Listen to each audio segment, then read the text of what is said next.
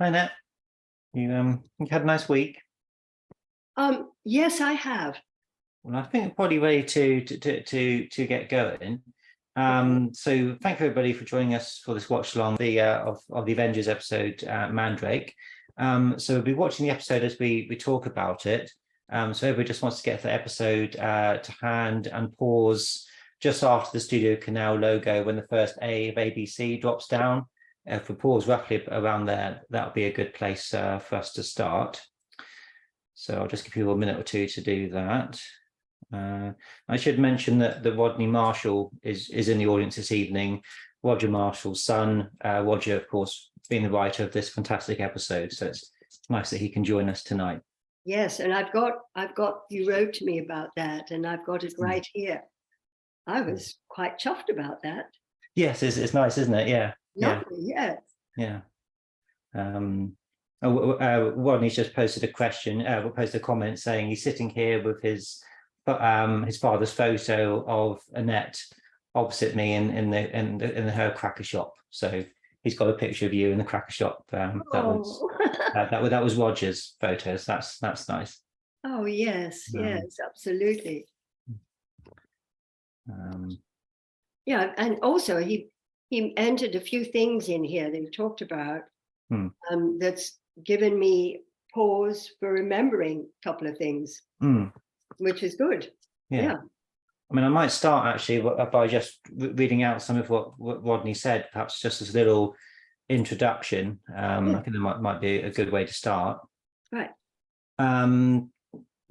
So Rodney's put to get again. This is what Roger has told him during the dress rehearsal the day before. Patrick Macnee insisted on some of Annette's dialogue being changed. Annette's character Judy was meant to say that she is a would-be actress waiting for the end of the kitchen sink, the return of entertainment. Pat thought that was insulting to fellow actors, so they changed it. In those days of recording, it was done as live, so writers would be there for rehearsals and recordings. It was like theatre, nerve-wracking, knowing that mistakes almost certainly would not be edited out, too expensive and time-consuming. Many of the actors actually preferred that method to 35mm film. Peter Bowles said that it provided a genuine theatrical buzz and a more friendly environment. The pre-recording fight inserts with Jackie Pallo, of course, the graveyard sequence which the episode is very famous for, was recorded the day before. Pallo was Dad's friend and was embarrassed by the press publicity of being knocked out by Honor Blackman. It was problems with one or two of the cameras which led to an exhausted Honor Blackman on his sixth take kicking Pallo in the face by mistake. And also, just the last comment about it. I don't think I forwarded this to Annette, so this is new to everybody. Both Television Studios and Roger received a string of complaints after the graveyard fight from viewers who said that it shouldn't have taken place in such a sacred place.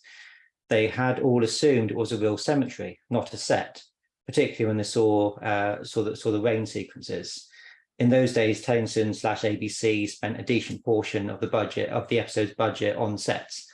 And I think when I watched it again, I didn't, I believed it was a real location. The graveyard is such a wonderful, it's perfect, isn't it? I think in terms of, and it is a set. So I think it's quite fantastic. And I think also when Honor and the Reverend go into the church is also a set. So again, that's and it was all in the same huge studio. So I think production wise, this was a great episode. Okay, so I think we'll probably make a start. So I'll just get I just pause on the ABC logo myself.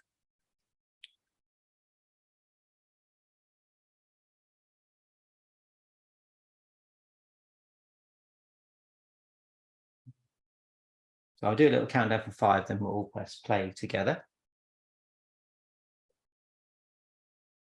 Okay, so 5, 4, 3, 2, 1, and play.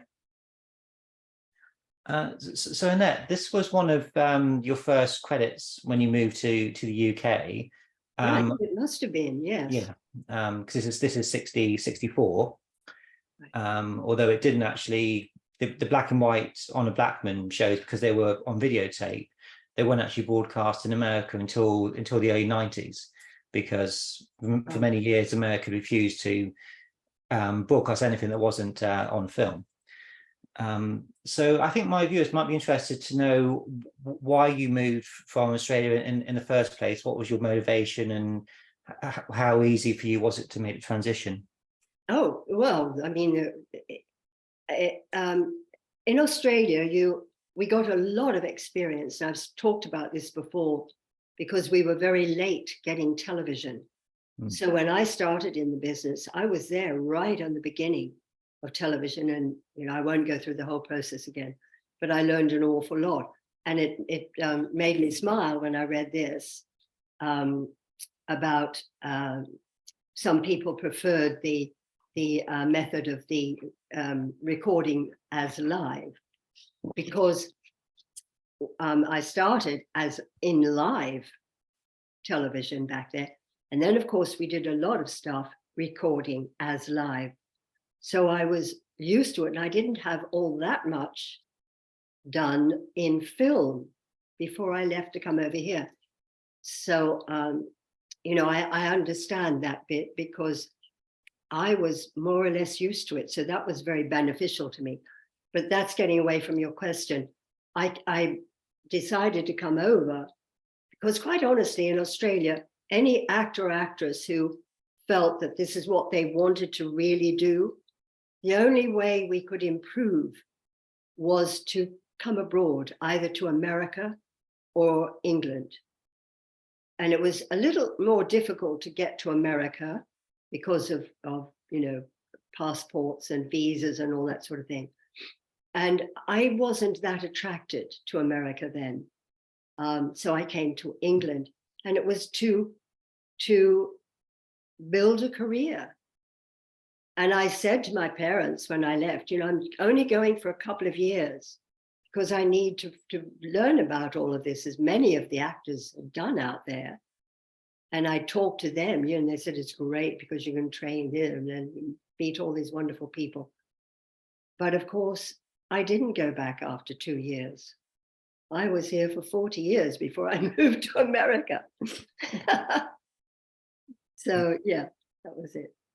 And you're saying that when you were in Australia, prior to your move, you did a lot of live TV. Do you have any particular highlights from those, or particular memories that your audience might like to hear? Well, quite a few. I mean, the one I've most talked about was a live play, an hour-long play, which was set in historical times. So it was long dresses and all that sort of thing. And it was a two-hander, so it was only the actor and myself. And I had 2 quick changes within that hour. And on the second change, I went off screen while I think they just had my fellow actor sort of wandering around a garden at that point, while I'm rushing in the wings to with a dresser to get my clothes on into this dress with long, all that. And she's doing me up at the back, and suddenly she goes, oh no. And she couldn't get the zip up. It had closed completely, stuck. So I said, don't worry. And I raced on. And instead of turning my back to the camera or whatever, because I'm undone right down the back, I stood in front of the actor and sort of played the scene like that.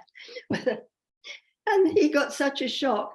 My name in it was Maria, that he started to do to speak and called me Annette, because he was so surprised by this zipped back that was wide open, And that was, there were funny things like that. And of course, the usual things that people always talk about, where you go to open a door and the handle comes off, or you close the door and the whole set sort of shakes. There was everything like that in life. But it was a great basis for learning. It was a really good background to learn. And so I know it did give you a bit of a buzz, knowing it was even recorded, but it was recorded as live. So you couldn't make too many mistakes. You just couldn't. And it did give you a bit of a buzz, like it does in the theatre. So I agree with that. Yeah. But after a while, I preferred the film because the tension is too much. Oh, yeah, yeah. Because I think you started doing, well, according to your IMDb page anyway, 1958 was when you started to do Australian TV. And I think a lot of that was recorded and then broadcast in different regions and different dates. But I assume, like a lot of old BBC shows and indeed some of the Avengers, they don't exist anymore, I take it. Oh, I doubt it. No, I doubt it. Yeah. Which is a shame, you know. Some of the things were actually very good. Yeah, we did.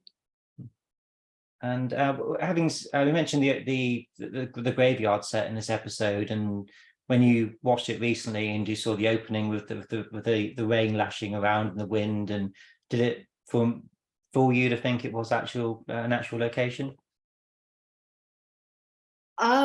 I did actually. I did think that. And I was involved in watching Honor, you know, doing all her karate things and the fight, because I thought, oh, she was the only one, or that series was the only one that allowed women to do that. And even beyond that series, we were still struggling to try and get some sort of action going. You know, in Randall and Hopkirk, I was trying to get some action. There was one sort of petty fight scene that I had with Alexandra Bastido. And I mean, it was truly nothing, you know, whereas I was riveted by Honor with all her karate things. I'm thinking, why can't we do that? Why can't you let us do that? Come on. So it never happened. Not for me anyway. In today's world, they never do anything else except kick, scratch, and ha ha ha, you know. Yeah, it's a different world now, isn't it? I think. So were you, before you did the episode of the Avengers, were you aware of the show? Had it, because it was still quite early days in the Avengers run, was it something on your consciousness? I was aware of it, but I'm not sure. I think I must have watched an episode or two of it, because, you know, I knew what Patrick McNee. So I must have watched a couple before I actually got that episode. Yeah. But I wasn't overly familiar. We didn't have it in Australia, I don't think. Well, I was in England for 2 years then when I did this. So. Yeah. Yes, I'm not exactly sure when it would have been broadcast in Australia, but it may have been a bit like the American market not being on film. It might not have travelled. Oh, it did. It would have done. It would have done. Yeah. Oh, okay. Yeah. One thing I did as we're waiting for your appearance in the episode, I don't think you've mentioned before your role in Cleopatra. Just wanted to know if you remembered. It was a handmaiden, wasn't it? That my role in Cleopatra. Well, it's yeah, but you were obviously. It might work. I was one of God knows how many. Yes. And we just had such fun, and we were paid for it. And we were on Ischia for 2 weeks. And in a hotel, and then on the barge, you know, the royal barge, with Elizabeth Taylor and Richard Burton. You know, we'd all be leaning over the thing going, when he was doing his scenes. Oh, we should invite us out or something, you know. And we all had this amazing makeup, all with black wigs on, being Egyptian and things, and all with the clothes. And incredible makeup. It was just wonderful. And I was just there with a lot of others. So I can't really call it a role. It was just a lot of fun for a couple of weeks. And you, mind you, you did get to learn a bit by just watching the actors, you know, who was so proficient. And of course, Richard Burton and Elizabeth Taylor wandering around with her cans of beer all day, but well, she did. So I'm not saying anything untoward. And I used to think, she's drinking beer out of those cans. And you didn't expect that, actually. She's in her beautiful dress, you know, and her figure and the whole thing with a can of beer. It was really rather funny. Yeah, it does ruin the period look somewhat, doesn't it, when they've got a can of beer in outfits? Yeah, it does a bit. and I don't know if you know, but Ray Austin did some stunt coordinating on Cleopatra. So Oh, did he? Well, yeah, I didn't know him then. Yeah. So I didn't know, but I wouldn't have been involved in those scenes anyway. Oh no, but I just thought it was an interesting common thread we all have, that connection. Yes, really. exactly. So would you remember the director of this episode, a gentleman called Bill Bain? Would he have left any impression on you? Oh, Bill Bain, I knew very well because he was a director and I'd worked with him several times in Australia. And, you know, we were friendly, actually. We were quite good friends. And he cast me in a couple of things over here because he was doing quite well. And I was very at ease because of him, because I knew him. And that made things a lot better for one of my first, forays into one of these types of things. So that was good. And I knew that that Bill had faith in me as an actress. So that always helps too. So Bill was the one that was responsible for bringing you on this particular show. Yeah, I would have thought so. Yes. Mm-hmm. Yeah. Yes, I think he would have asked for me. And I was just wondering, because of course it's a bit different in terms of obviously TV's evolved quite somewhat since this, but would you have had a few days rehearsal before you did the episode? What was kind of the? I don't recall that we had. It was so long ago, and I was in the midst of work was just starting for me. So this happened, and then I think I went on. It was when a really good period, the start of an amazing period for me. I can't. We had run-throughs, of course, like rehearsal for the scene. But you see, I didn't meet anyone else on that. I didn't meet Honor. I didn't meet any of them, except, of course, for Patrick. And once with, I think it was Philip Locke. Yes. He just had this, like a walkthrough almost, and shot a line at me or something. And I think, I know I worked with Philip Locke, whether it was before that or after, I don't know, but I did eventually know him anyway. But of course, I didn't get to see any of the other people or meet them. And when I got to see this, I'd even forgotten that I was actually in 3 scenes. I thought I only had one, which was the one in the shop, But I came out, I thought, oh, I had more. That was good. But the most I remember is that I just loved working with Patrick. Yeah. I really, he just put me at my ease. He was such a lovely man and he worked beautifully with me. I just felt so easy. It was lovely to sort of banter with him in the show and do all that. It was such a pleasure. I wish I could have worked with him more often, or again. I never did, but I truly liked him. But he did become quite a good friend.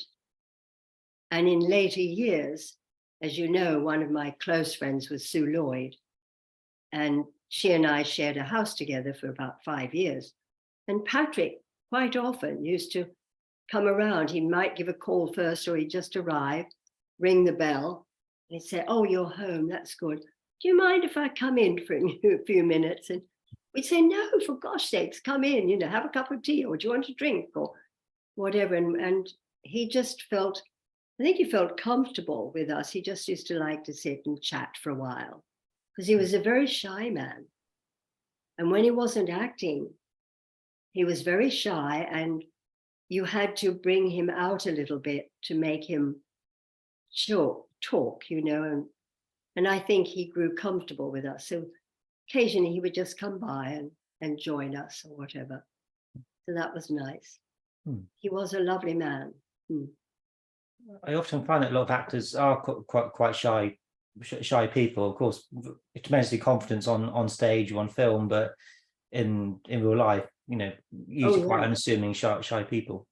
There were a lot, and funny, I did work with John Hurt, and he and I talked all the time, when we were just waiting on the set, and we talked and talked.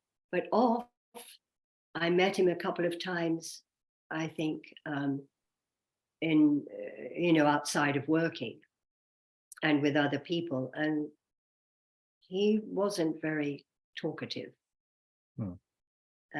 He was, I mean, there were quite a few like that. I wasn't too good at talking when I first began. I had to be brought out of my shell, and then I became talkative. So you said you hadn't met anybody else apart from Patrick and Philip Locke on the episode. Having attended numerous conventions over the years, did you ever encounter Honor Blackman? Yes, I did then several times. And then we got chatting about it, and she remembered the episode, I think, and that. Yes, but other than that, I never met any of them. So none of the actors like John LeMessurier, they never crossed paths in your wider work? Oh yes, John, I worked I worked with John several times. He was a lovely man. I liked him a lot. And a good actor. I can't remember who else was in it, because I didn't see a lot of those early Avengers. Probably because I was working so much, I didn't get to see a lot of television. So as you mentioned, John LeMessurier, he did a couple of episodes of the Avengers. He's one of those actors that had the sort of Avengers look. If same with Philip Locke, somebody that has a mysterious sort of face, and but John was one of those people who could literally fit into anything. I mean, he was very an actor that you could rely on for almost any type of play. He would find his measure no matter what. Very good actor. Oh yeah. We will come on to Philip Locke later on. Madge Ryan plays Eve Turner. So I don't know if you ever encountered Madge Ryan. I knew from Australia. Right. Not very well, but I did know her. And then we became quite friendly for a bit in England. Yeah, I liked her a lot. So most of the Australians who appeared in some of these programs, quite a lot of them I actually knew from Australia and had worked with them. Because we worked out there, you worked on everything. We worked radio, worked television, worked theatre, and I never did a film out there, but the others who had done it, there weren't a lot of films at the time. But, we knew each other.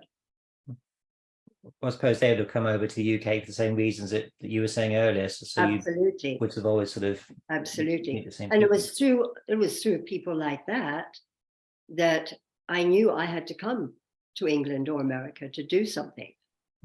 Because they were the people I learned from. Yeah. I mean, I have a question from Rodney. Did you feel at the time that Honor was a bit of a role model, playing a liberated woman on screen rather than just being the decorative woman that was so typical at that time? Absolutely. I mean, it broke the mold. It didn't break it. It broke it for that series and for people to say, oh my goodness, whoa, look what she's doing. But it took a few years, quite a lot of years, before it opened the way for a lot of other actresses to do things.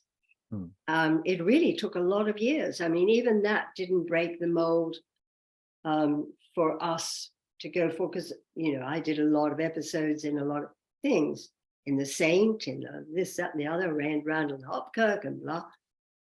Never did I get a chance, and I would have loved to have done, as a lot of us would have liked to have just shown more, bravado, more kick and punch. Yeah.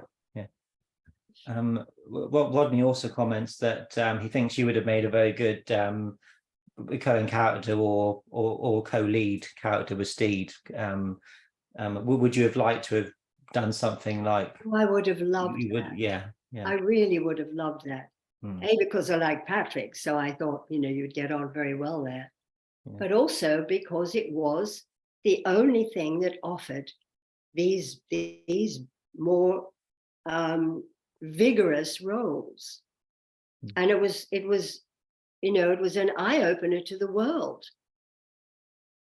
Because they weren't doing that here. I mean, in America either.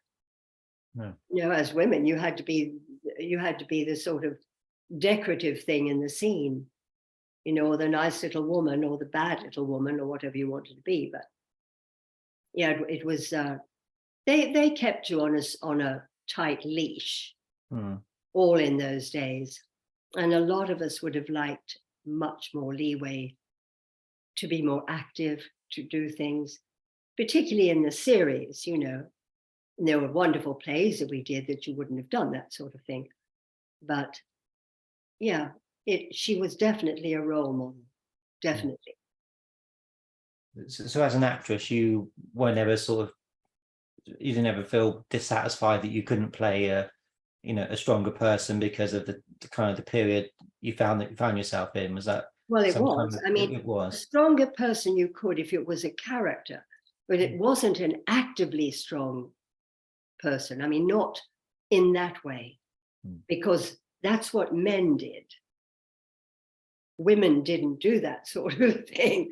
If only they'd looked at the real world, of course. But yeah, so they were afraid, I think, of doing that. You know, it worked with the Avengers, but I think they thought to themselves, well, let's not go down that road. It's a bit iffy. And today, it's very hard to find a series where a woman isn't kicking, punching, throwing herself in the air and doing all that. So it's now become a little bit tiresome, I think. But possibly a bit, maybe a bit too overdone, perhaps. Well, it is. I mean, you can go through a series. You don't have to, all of you, be your sort of private detective going mad or whatever the role is. But, you know, it's whoosh, whoosh, wah, ah, and so many things. And I get bored with that too. So, but despite the fact that I wanted to do it, it was. There is an interesting thing here that I saw from Rodney Marshall, is that Jackie Pallo was the what do you call it? The stunt man. Oh, yes, play one that the heavy in the who worked with Honor in the scene, etc. Now, I didn't meet him then, but later on, and I can't for the life of me remember which episode or which series it was on, but he was there as a stunt man, and I got talking with him a lot. I got to know him quite well, and he was a lovely guy. He really was, and he used to. I would be in fits of laughter because he'd tell me these wonderful stories about the wrestling game. I mean, the professional wrestling game. I couldn't believe what he was telling me because he knew he was one. And he told me how they all cheated so much and told me how they did it and rehearsed and did all those things. And I was wide-eyed. I said, no, not really. I mean, it's, oh, yeah, blah, blah, you know. And he told me the whole thing. So I remember Jackie very, very well because he kept me really sort of entertained through what it was that we were doing, one of the big series. Oh yeah. So yeah, must have something like that. Must have some fantastic stories. We're just about to see your first seeing the episode. I've got you now packing up the first cracker box, and I think there was some issues with the set on this one. I believe that I think in the script, when you go up the ladder and put the boxes on the shelves, I think they were designed to fall down, but perhaps not as much as they do in the episode. Do you remember if that was Something that went I well? can't remember about those details. Hmm. I just know they all fell down. I was too keen on sort of making sure I got it all right in the episode. So aside Yeah. from that, I don't really remember. No. Yeah. But they may well have sort of stacked a little bit more up there, and it was quite good though. Oh yeah. I think it came across Yeah. as very natural, and there was Yeah, it was all falling around me. hmm. And there is a line of dialogue that references the box is falling, so you know that it was intentional because the dialogue is there. But whether there was a bit of ad libbing between you and Patrick, Yeah. but perhaps it was possible.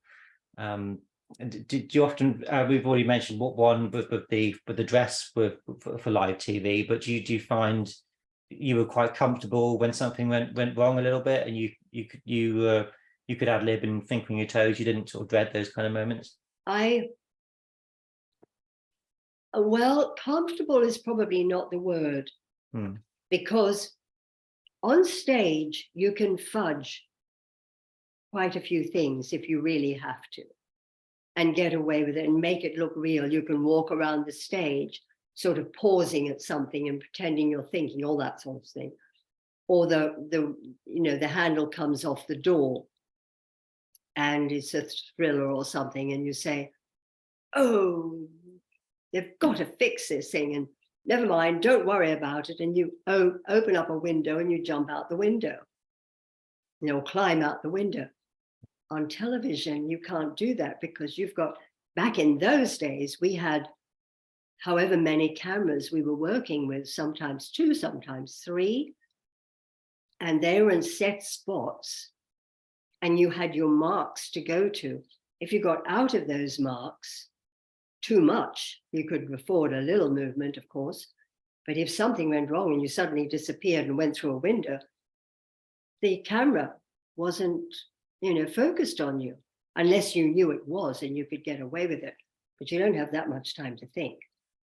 So it put a lot of pressure on you for things like that. If you forgot words, they had to press a button which cut the sound for a minute and cut it, and they tell you the line, and then they'd let the thing go, and you'd be on again, so you'd recite the line.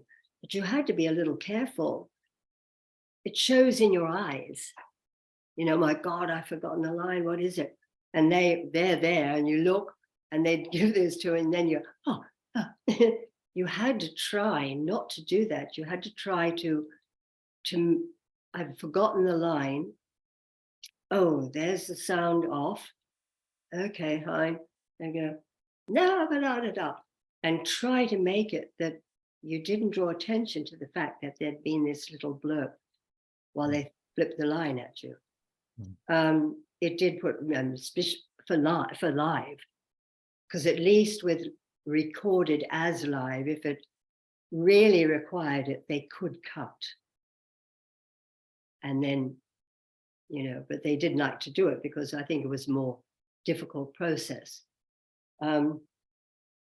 So I think on stage you certainly get flurried when you forget or you do something. But as I said, there's more possibilities. You walk slowly, over to the corner, and your stage manager throws a line at you, and you just so you scratch your head or something, or do something and turn around and say the line.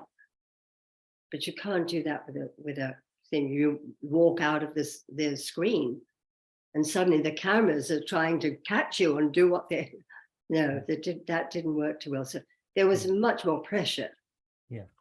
In doing that. It could be. I remember once we were doing General Hospital, I think it was called. It was recorded, but there was a strike or something. And I was in 3 episodes, and one of those episodes, all the technicians of some kind or other were on strike. And we had to do it live.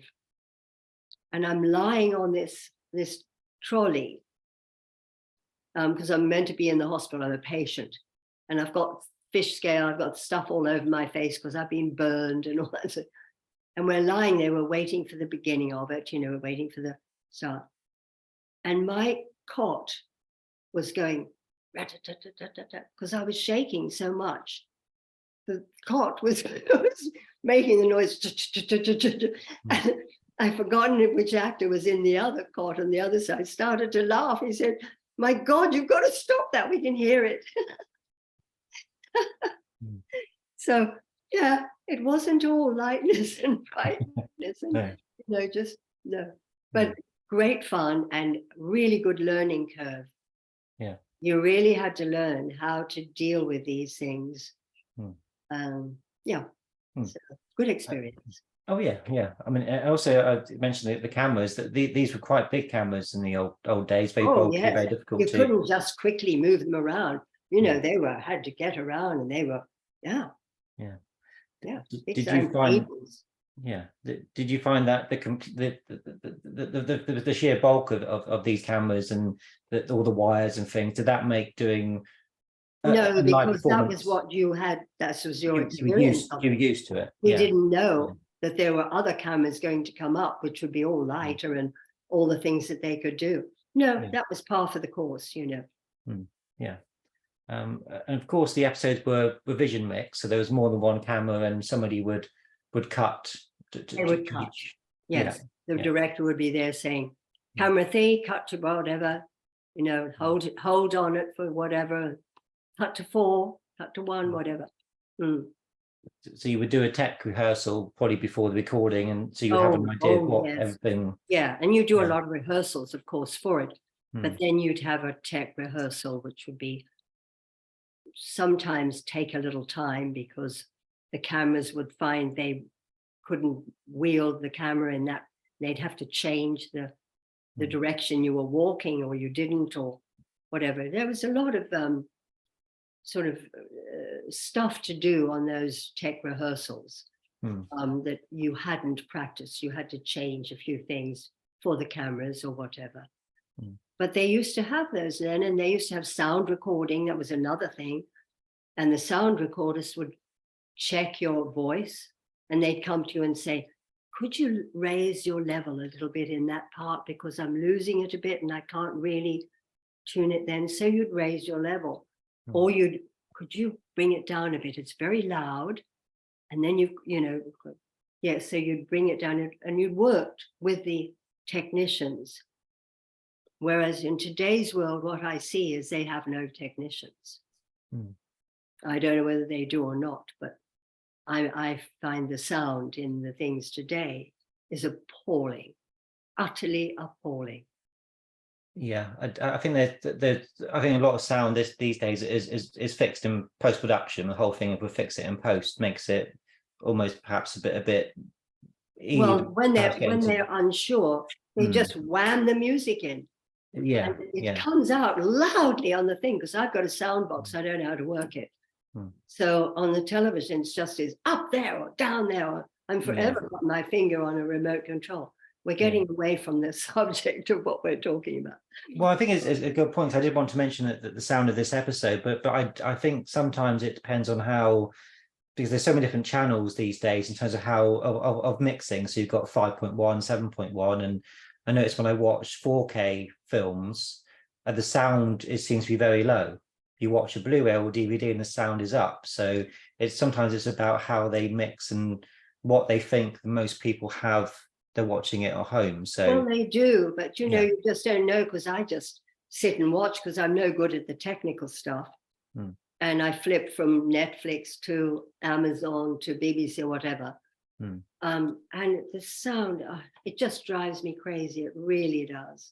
Yeah. The 1 minute it's down and you're on number 12 and you can hear them. The next minute you're up to number 70 because you can't hear them.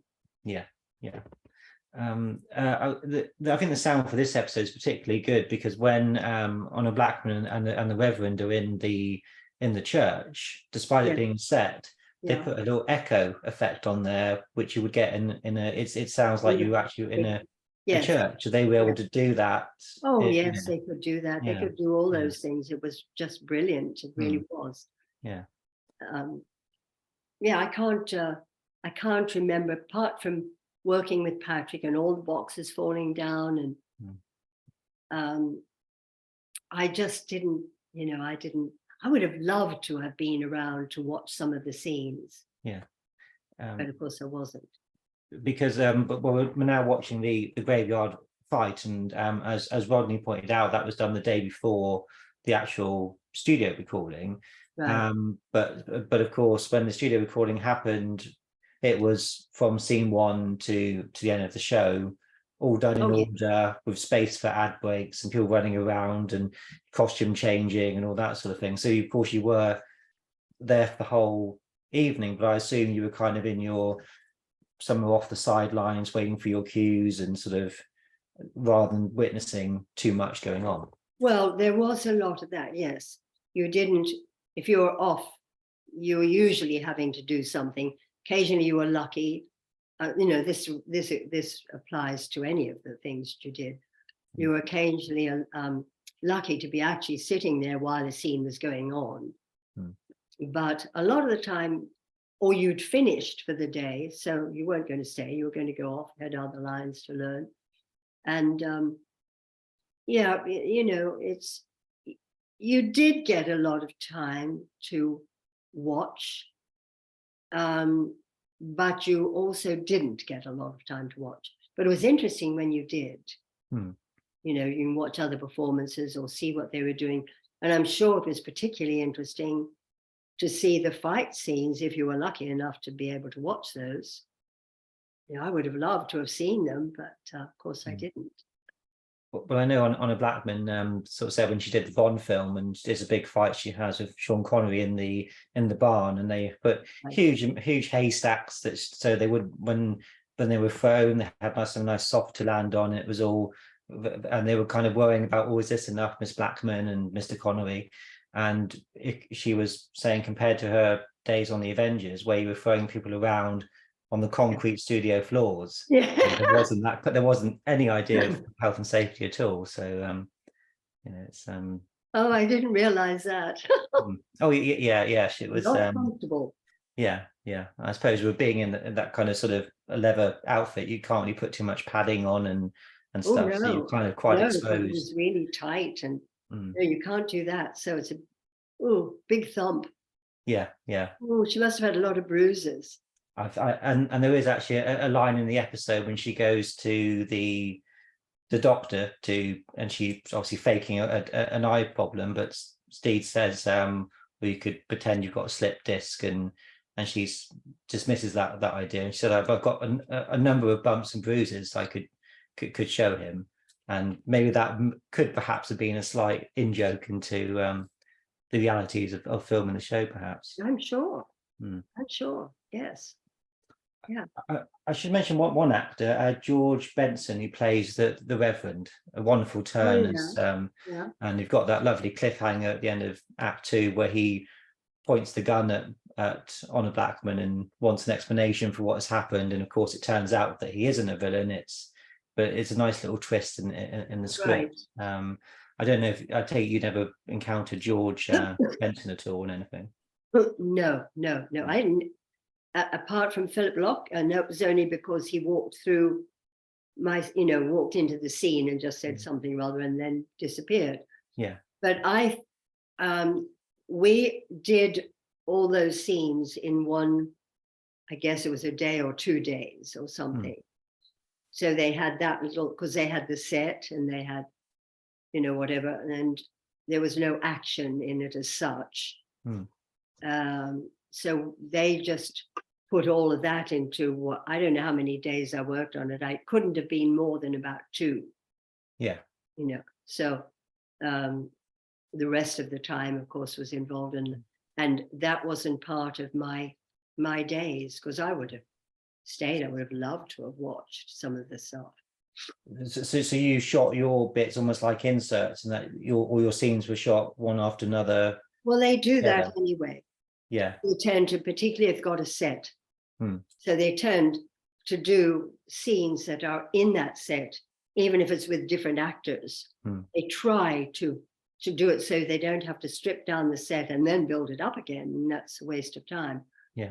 So things like that did happen. And then possibly while those couple of those scenes were going on, if you're a part of any of the action of any kind, driving a car, anything like that, and they need you there and not a double, you would be out doing something with the second.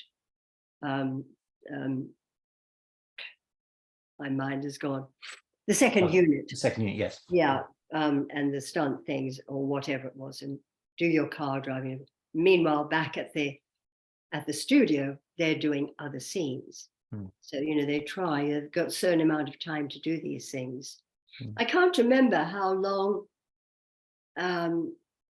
did they take to film an episode of the Avengers with the fight scenes and everything? Yeah, 2 weeks.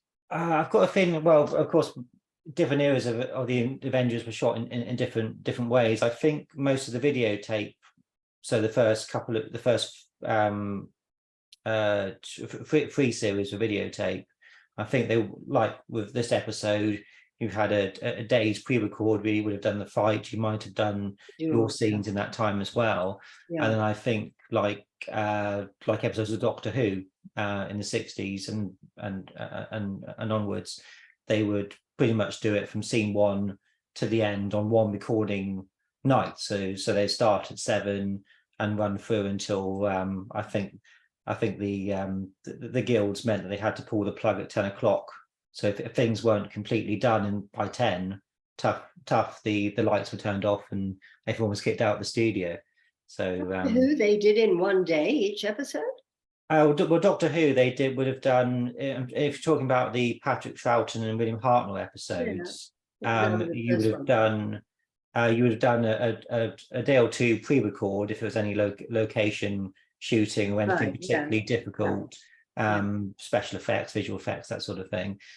But then you would actually, and then I think the actors a few days before would rehearse it like you would a play, do a tech run, and then it would be scene 1, page 1 of the first episode, and they'd only shoot one episode per week, so it was 1 25-minute story, and they would start at 7:30, 8 o'clock, and they would do the whole thing as live. And unless it went really wrong, they would then yes, that's right. Again. They did quite a few things then, didn't they, like that? Yeah. But for an hour show, I don't remember doing. I do remember a couple of things that were shot like that in my early days. So I don't recall really, all the. I think most of the early days of the Avengers were shot more like that than what you would do on film. So it would be more sort of shot as live and virtually in sequence, apart from scenes like yes, I remember things like that, but I couldn't remember how long it actually took us. But of course we did it. Yes, we did it all right. Yeah. But we did mention, of course, you had a fleeting a few moments with Philip Locke. Did he leave any lasting impression on you? No, it was so quick.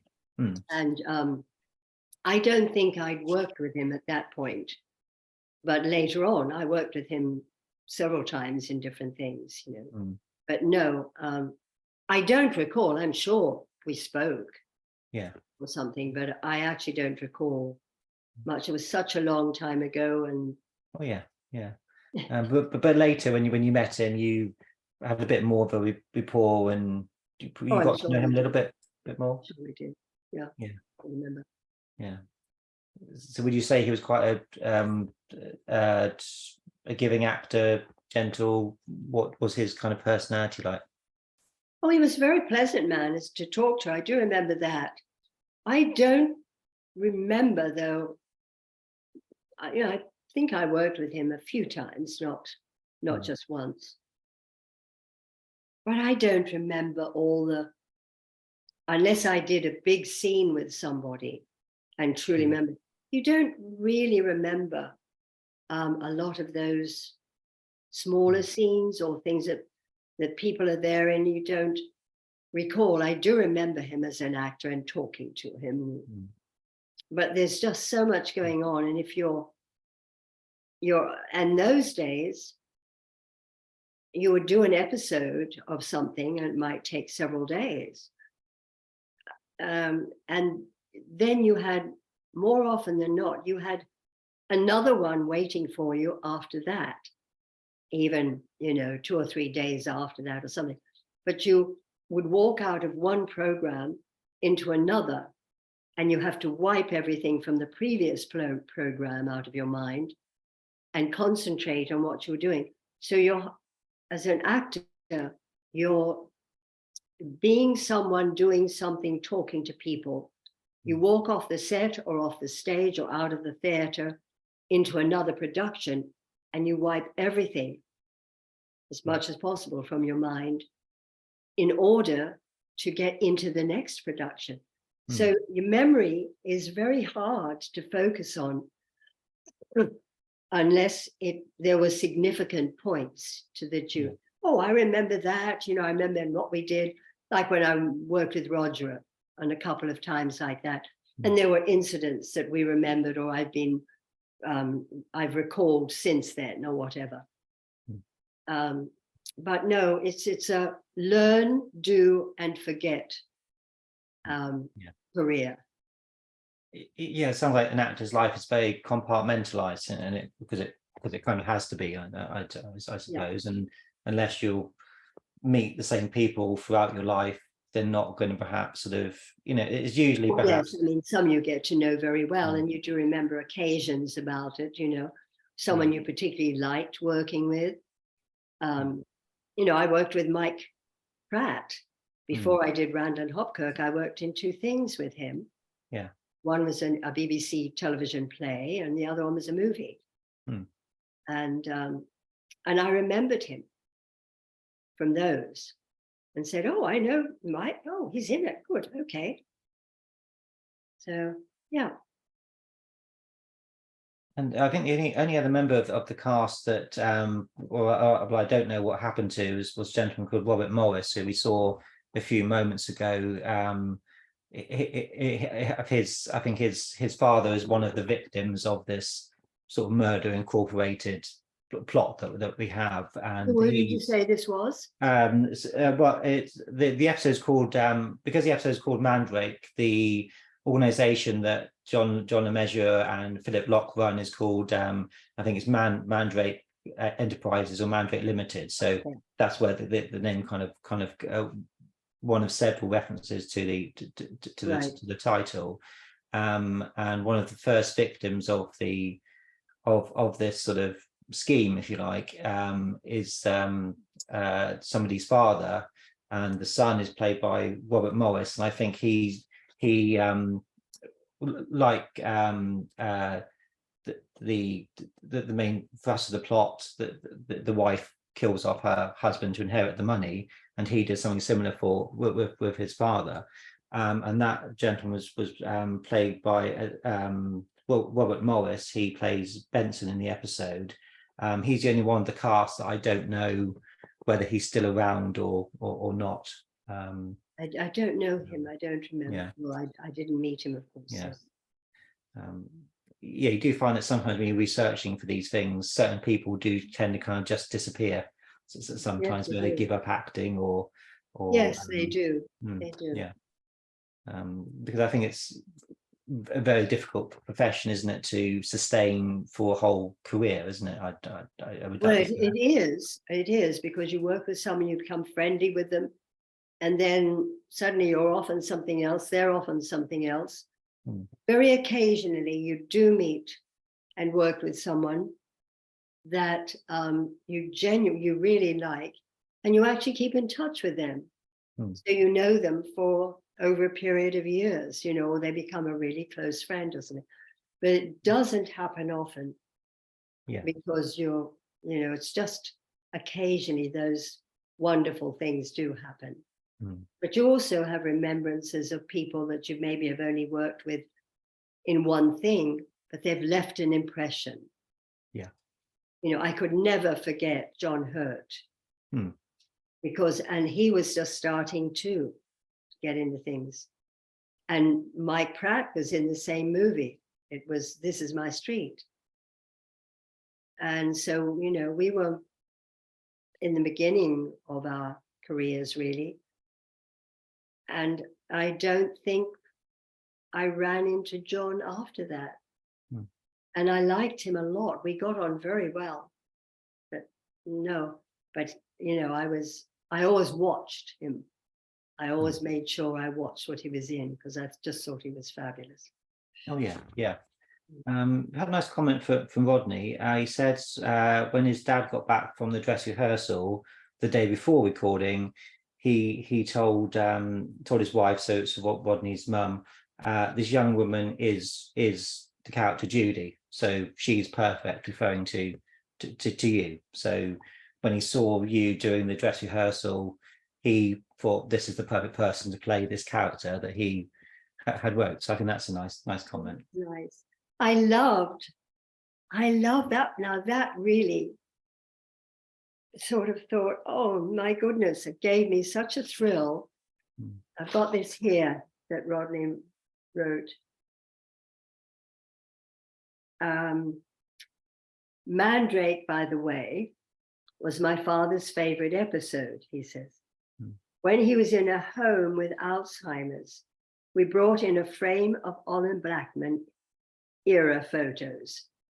And he immediately pointed to the cracker shop photo and said, Annette Andre. I mean, I read that twice before I realized, and I thought, oh, that really was something.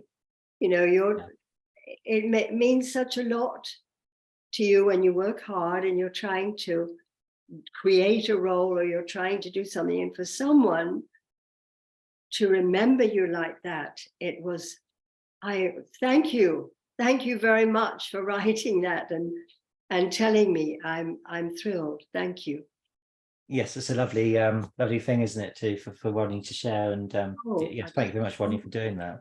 Do you find that when you go to conventions or when you get fan mail, that do you sometimes find that you've had quite an important impact on people's lives without really knowing it? And do you sometimes find that those kind of things happen to you? You know, I have. Occasionally, we don't. I mean, you get to talk to people at conventions, but a lot of the time it's a queue and people are trying to get there, and you just don't have the time to make it a long conversation. But I have had emails or if they've written for photographs, or, you know, gone to my website or something like that, and they're getting a photograph, and they'll follow it up with an email and just say some really wonderful things, that how certain episode of something impressed them so much, or did. Even now, I've still been getting some things, and one impressed me very recently, where I have paintings on my website that I've done, and I have sold a few. And just recently, a young man, or I guess he's probably not young, but he's not elderly, so he must have watched in later years. And he saw one of the paintings and asked, was it available? So I said yes. And he said, well, I can't get it yet, but I would like to, if that's all right. And he may be back now, but he was on a tour of some of the bad places where the fighting is. But he was just so lovely about having watched and remembered, and then gone on the website and wanted this. And we had a nice conversation by email. I have to answer one of his emails, actually, because I didn't know that he was in the army till just recently. So I have to answer that, but it'll It's a conversation that, that we've had. But yes, I have had quite a lot of interesting things from people. And you think, my gosh, whoa, that's it. And that affected them. And it makes the business all worthwhile. Yeah. Yeah, there's wonderful moments when they happen. Because I think for entertainment has always been, it has a very healing quality, doesn't it? If you have a bad day and then suddenly watch your favorite program or movie, it can really does. help. It can make or break your day. Yeah. I'm very I've had a rough 2 years. I'm much better now. Yeah. But I've been keeping away from things that want to get me involved in the story and could be an unhappy story or a difficult one or anything. And I'm always good at watching because I want to see the performances. I can't and haven't been for the last year or so, able to watch things like that. I've kept myself watching really light stuff and things I would probably never have watched before, only as a protection to me at the moment. It'll all change. It'll get back. It'll be fine. And so I've gone off the drift of the conversation we started this on, actually. So. Oh, no, I think it's a lovely little tangent to sort of to cover. Absolutely, yeah. I did have another question come in. Is it correct that you were a gifted ballerina before acting? Yes, I was. Yeah. It's what I really wanted to do. And I had a terrible experience. From the age of 4, I was in ballet. And within a year of my mother putting me into ballet classes, which was really a health reason, the doctor said she's got to have a lot of exercise. My mother thought, exercise. Oh, she liked ballet. And she thought, ballet, that'd be good. It's always nice for a girl. It gives her poise and she can walk nicely, And she put me into a ballet school. It happened to be the best ballet school in the country and affiliated with the Sadler's Wells over here in England. So it was really high class. Within a year or 2 of my starting ballet, I was hooked, absolutely hooked. And I went right through all the exams and passed all of them, the major exams and everything. And then one day I was 15, I think just 15. And we used to get people from over here from Sadler's Wells coming out to dance out there. They'd bring shows out there and they ballets out and they'd do performances. And one of the pair was Margot Fontaine, who was probably one of the most well-known and most beautiful ballet dancers in the world at the time. She and Michael Soames, who was her partner, and then Nureyev became her partner later on. But she and Michael Soames used to come to our school to rehearse and practice and do all that. And they'd come up and watch our classes sometimes. And it was really quite a thrill. And then one day, the director of the ballet company out there came by and he was choosing some people to join the company. He chose one of them as me. He chose me as one of them. I was amazed. I was thrilled. I went and I started to rehearse with them. And I was only did a couple of rehearsals and they came to me and said, we need to see you in the office for a moment. So I said, oh, okay. So I went in and they said, we're terribly sorry. We can't have you in the company. And I couldn't breathe. I couldn't understand what they were saying. And they said, you see, you're underage. You're only 15. And it's illegal to have anyone below 16 in a professional company. That was like a kick in the stomach. I went away and I thought about it. And I talked about it with my mother. She didn't know how that had happened. And I went back to classes for a while. One day, and I was after class, I was walking in the city for a bit. And I stopped and I thought, I can't go on doing ballet because there's no guarantee that at the end of a year, when I'm 16, they're going to still want me. They may not want my type. They may not want whatever. And I thought, I can't do it anymore. I went home, I said to Mother, that's it. I'm not doing it anymore. Her face, she was, oh. I said, but don't worry, Mum. I'm still going to go on the stage and I'm going to kick up my legs on the stage. And I did. And that led me into all of this. Oh, that's lovely. I had another question come in. Do you remember your role in Gideon's Way? Was that a memorable experience? Yes, I do. I do. Because we spent some of it on a houseboat, and we were down with some of the houseboats on the Thames down there in Chelsea, along that bank. And it was Rogers. What was his name? The actor, Rogers. Oh, I'll quickly look at Gideon's. And oh Lord, I've forgotten. I mean, given a minute to think about it, I could deal them out. But yes, I do remember that. I don't remember much of my role in it. I think I might have Anton Rogers. Someone's just put it up. Okay. Yeah, Anton Rogers. And I worked with Anton, I think 2 or 3 times actually. I think I remembered it because of the houseboats. It made it a little different.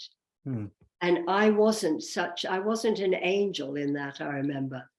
I think I was a little bit bad. Not as bad. There was an actress in it, Jean Marsh. She was in it.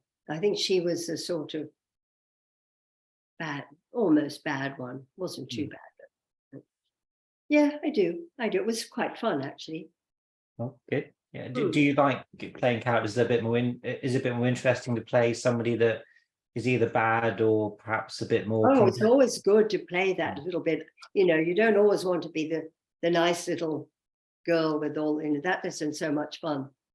It's when you can play someone with a bit of a badness in them, or a bit of tweak them a little bit to this, that, or the other. And a couple of times I got to do that in a couple of the Saints, where I wasn't such a good girl, and that I liked. That was fun. Oh, good. I had a question come in from Stephen. He wanted to know about your appearance in the 80s on Australian television in Taurus Rising, Cop Shop and Prisoner Cell Block H, as it's known in the UK, but over there it was known as just Prisoner. What was your memories of things like Taurus Rising, but also? Well, Taurus Rising, I had one of the lead roles in it. I think we did. I can't remember how many episodes. I think it might have been about 12 or 13. I can't remember. It wasn't very well written. I would have liked for it to have been much better written. I liked the actors. We got on very well. But I wasn't happy with a lot of the crew, because at the time, they didn't like Australians who had gone away and made a success elsewhere and then come back. I think they thought you were trying to teach them something, which of course you weren't. I'd been cast in that and I was enjoying it and doing, but I found that there was a bit of a current that ran through, not the actors, but outside of that. And it was in some ways an interesting experience. In some ways, it wasn't so pleasant. And it wasn't very well written. It didn't really go anywhere. It played in Australia. I don't even know if it played over here. I can't remember. I don't know. I'm sure they sold it to other places, but not anywhere. It just didn't leave a big mark. Things like Cop Shop, I remembered, but again, I didn't play anyone with had much spunk in it, but I liked the cast and we got on well, so that helped. But Prisoner, what was it called? Prisoner. Cell Block H, but Right, the Cell Block H bit was not there in certain countries. I hated every minute of it. I liked the character because she was a lawyer and she put herself in prison to talk to the others and try to, get something done about all that was happening with the women and stuff in the prisons. So I liked that part of it, but the whole studio you felt was in the prison. Even the green room where we sat and relaxed, it still had that feeling of a prison, and the walls were grim, and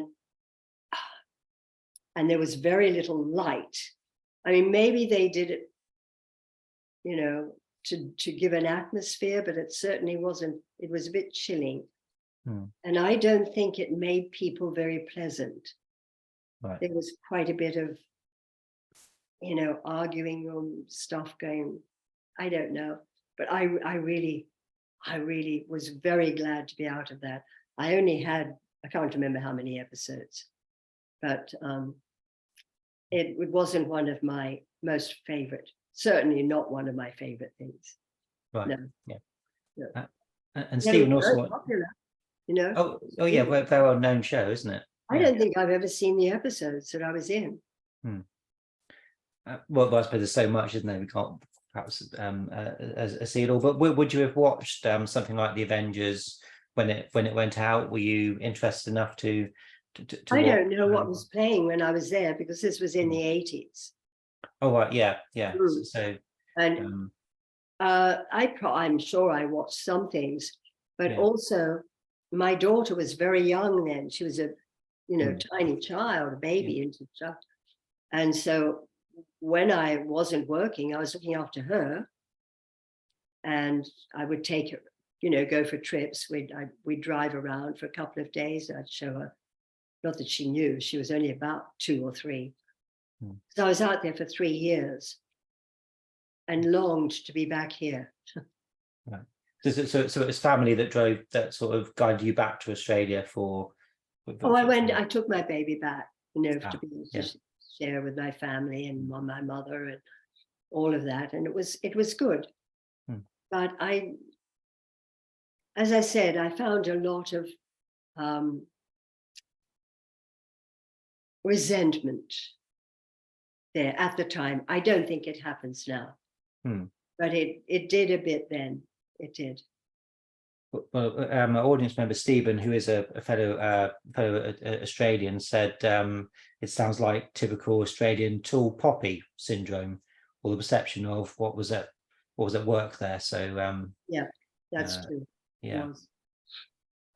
I was just wondering, when you were doing live television, assuming it wasn't broadcast live as you were doing it, and it was recorded but shot as live, would things like the sound effects and the music be played in while you were recording, or that dropped in later? I remember certainly one. This was the one I've talked about, where my dress, the zip got stuck. I remember the music there because it played in the little breaks that I had when I rushed off stage to do the things. And my fellow actor was just wandering around the garden or something, so they played music. I think they refrained from bringing in too much music in those days in the actual scenes, not like when you could, do it later on in filmed things. And yes, funnily enough, I'm not aware of hearing the music very much. Yeah, there isn't too much music in this episode at all, and that's similar to to the Honor Blackman sort of era in itself, that I think it was a bit more complicated either to play it live or to edit into afterwards. I think that's what it was. Yeah, because you couldn't be sure if the sound was going to come through really properly, I think, or how we would react to it. And I don't know. I think you're right. I don't think they played much music at all. Yeah, just trying to keep it as simple as possible, perhaps. I wanted to ask you, just to wrap up our conversation on this episode, what do you think of the episode as a whole in terms of the script, its realization? Do you think it I thought it worked very well. I really did. It was early days then when we were doing things, and I thought it worked very well. And I was impressed with all the action scenes, to be doing that then. I thought the choreography of them was good. And I think they did a very good job. And all the actors were good. They were really good. They didn't fluff. They worked hard. Oh yeah. There is no fluff of lines that you might see in some other sort of live productions. It's all pretty seamless. The sets are, as you said, fantastic. Your cracker shop, the cemetery, the church, doctor's surgery, impressive big set as well. I think there's one moment where Honor Blackman is either leaving or entering the doctor's surgery where the set wobbles slightly as she closes the door. I didn't see that. But it's very a small thing, and because I think there is a misconception that with live TV or some shows in the 60s that the sets were always wobbling and it always looked a bit fake. Well, they did sometimes. Sometimes. I was in a couple of them where the wall fell down right in the middle. Another one where the handle came off the door. I mean, it really happened. Yes. And certainly, I mean, I wasn't in it then, but I remember watching sometimes. Not Coronation Street. What was the one I was in with Nolly? Nolly, the motel. Oh, Crossroads? Crossroads. Crossroads. Yeah. Crossroads. I remember in the early days of Crossroads, I mean, the walls always shook. And sort of, you opened a door and now I used to think, oh my God, what is this? Then they did do something with it after a couple of years. All those things. It was always trial and error. I mean, we were in a whole different ball game. We were working with cameras. We weren't working in a theater to live audience, although we did have audiences sometimes. I did some comedy shows and worked with some of the comedians, and you usually had audiences there. So it was a bit like working in the theater. I liked that. And that was quite good. So how does that change the relationship? Because of course you mentioned, of course, got the cameras, you've got an audience as well. Is it very similar to theatre, or is it kind of feels different? Well, I don't really remember. I was too concentrated because you never knew, if you work with comedians, that they stick a lot to the script. Sometimes they find a minute where they can throw in an ad lib. And that throws you and you think, what do I do here? Because you're working with comedians, who I worked with about Benny Hill and Dick Emery and quite a few. You had to be careful. You didn't do something that threw them, because you were just the person who came in to do something there. Were you always comfortable with actors that would kind of go off piste a little bit? And were you happy with the ad libbing, or was that something that always kind of phased you a bit? If you worked with Benny Hill, it didn't throw you. Benny, despite what you feel and think about Benny, I thought he was very funny.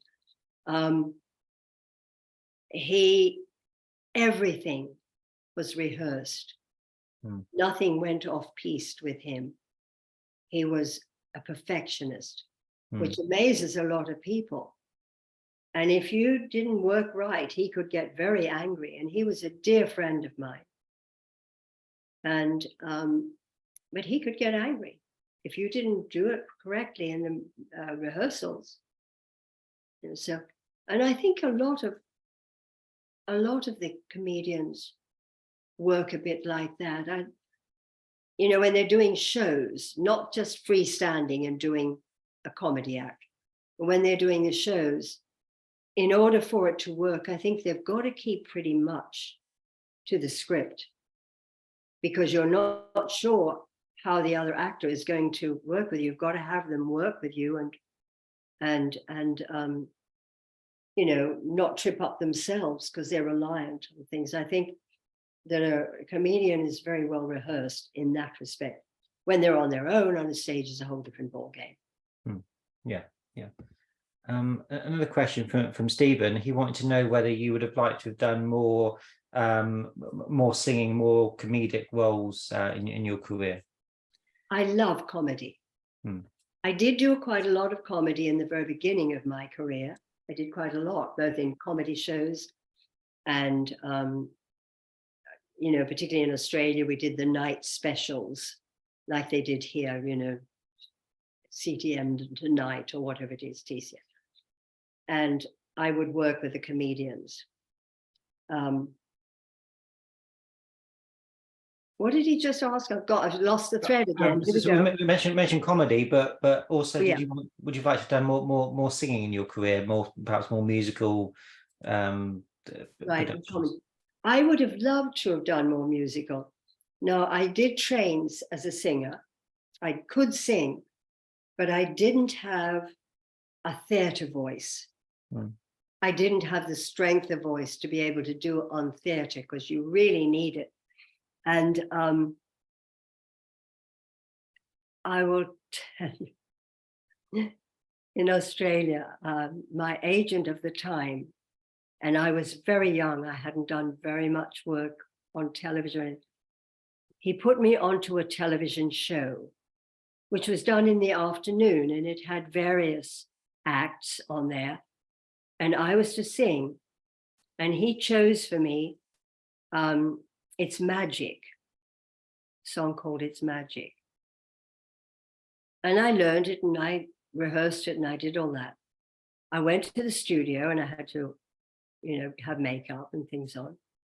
And then I had to wait. Now, he couldn't get to the studio to be with me. I was there on my own. I waited to go on for at least 3 hours,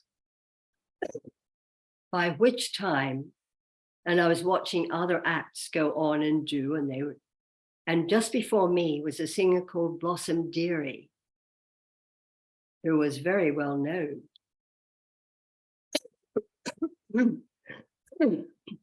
I beg your pardon.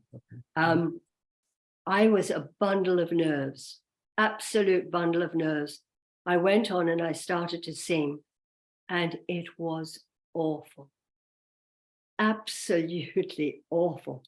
And I could see the faces of some of the people on the set, the technicians and things, and they were going, ooh.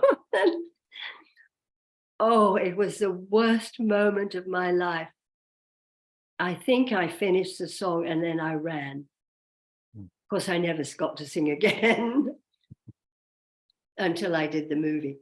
Funny thing, but I had to put singing, and I'd done a bit beforehand in sort of not amateur theatre, but a little bit above the quite amateur. But I had done in my early days a bit of singing, and that was all right. I could do it on stage, but doing it in this television, no one with me, and having to wait for about 3 hours all on my own was just the worst thing you could do to anybody. Yeah. Anyway, it was an experience. As Stephen did ask, when you did A Funny Thing, you were doing your singing in that, weren't you? So I assume you would have just looped the singing after Oh yes, we recorded. So it was much more controlled environment, of course. I have had a couple of people ask a question about the Persuaders, although we have covered that in a separate event. I just thought, for the benefit of those that haven't seen it, maybe if you just wanted to perhaps mention what it was like, perhaps working with Tony Curtis and Roger Moore on the Persuaders, just briefly. I loved working on the Persuaders. To begin with, we were on location in France, in Nice, which was wonderful. And aside from that, I knew Roger so well, and we always worked together well. Tony, I'd always, except I'd seen him in some terrific pictures, like The Boston Strangler and the Success movie with Burt Lancaster. Oh, Sweet Smell Success. That's right, yes. Yeah. And, I thought he was terrific. But I was also remembering some of his films from way back. They used to cast him in these terrible things called The Sheik of Araby and things like that. So there tended to be a little bit of a joke surrounding him because of those, which was a terrible thing, because he was a very good actor, as we had seen. So I went in not wondering what to expect. And I must admit, when I first met him, I thought, oh my God, because he was wearing a cowboy hat or something and being all sort of Hollywood and doing all of this. I thought, whoa, how am I going to deal with this? Because I had some scenes with him. And then came the first scene, which was not a long scene, but we had dialogue and we had some stuff to do. And I'm sitting in the studio, and he comes over to me and he said, oh, Annette, would you mind if we just ran the script? I said, of course, that'd be fine. So we started reading the script and doing, and he was very serious. And I thought, whoa.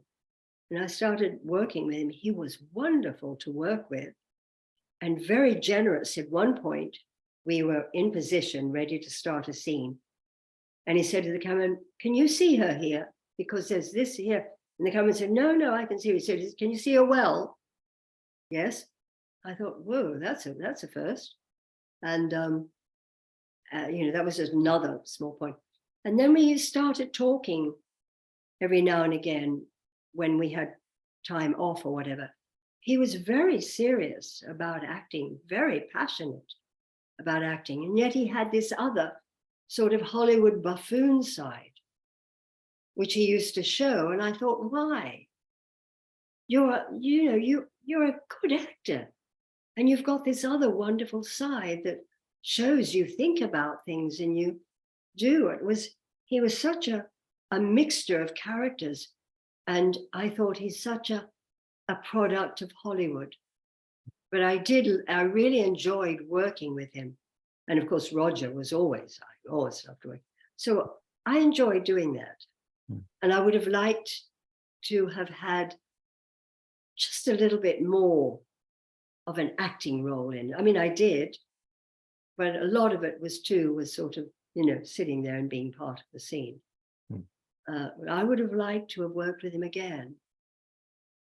Yeah, he's always come across as one of those great actors, wasn't he? So, and the fact he was taken, because I think for him, doing a TV show, he did feel was a bit of a step down given his career beforehand. I'm sure he did. I'm sure he did. But, and I'm sure he did. Yeah. And I don't know if he'd ever worked in England before. I don't know that. I don't think, certainly not on the scale that he was doing on the He would revert to being this Hollywood clown. And you thought, oh my God, And yet here I just loved talking to him when he was serious. He really had good points about acting, and he talked about The Boston Strangler, and I mean how he got into that role. I mean, it was brilliant.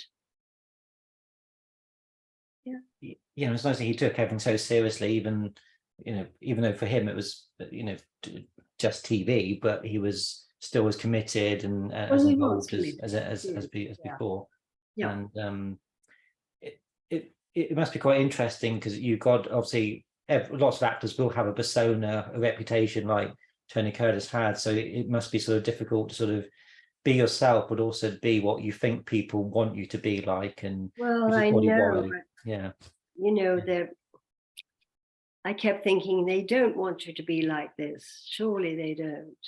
yes, probably not. No, because they did think of because Roger, of course, had to leave the Persuaders to do Bond after, so that's why they didn't make any more series, and they were at one point thinking of doing another with Tony Curtis and to get somebody else to replace Roger. And I think one of the reasons why they didn't do that was because Tony had a reputation on the Persuaders as being quite difficult in terms of the producers, the relationships, and they probably thought it ain't worth doing it.